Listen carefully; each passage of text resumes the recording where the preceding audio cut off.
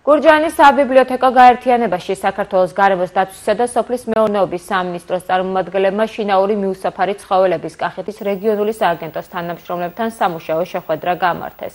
მათ ორგანიზაციის მიერ დღემდე გაწეული საქმიანობის შესახებ ინფორმაცია მოისმინეს.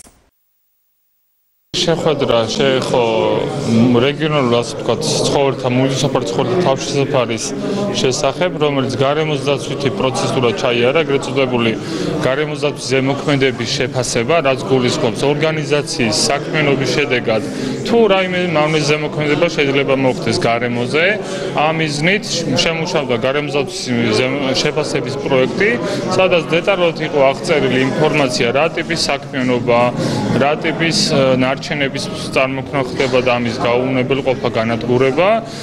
დღევანდელ შეხვედრაზე ასე ვთქვათ მოვიწვიეთ უახლოესი მოსახლეობა, რომელზეც მიმდებარე ტერიტორიაზე შეიძლება ცხოვრობდეს, საქმიანობდეს.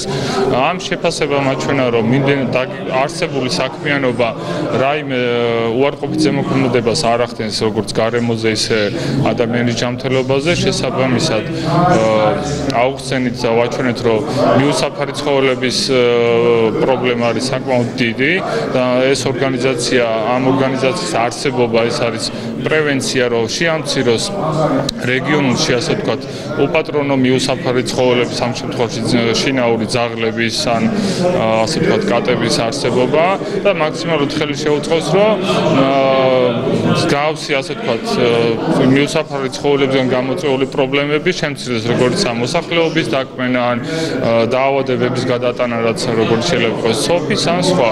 დღევანდელი დღიდან უკვე ყველანაირად შეგვიძლია უკვე ყველა იმით თანადგრით სარგებლობა, რომელიც არის უკვე შესყიდული და დამონტაჟებული, უბრალოდ რაღაც პირობების გამო ჩვენ ვერ სარგებლობდით და მე მინდა დიდი მადლობა გადაუხადო სოფლის მეურნეობის სამინისტროს და გარემოს დაცვის სამინისტროს, რომელმაც ესე დიდი დახმარება აღმოგვიჩინა ამ პრობლემის აღმოფხვაში.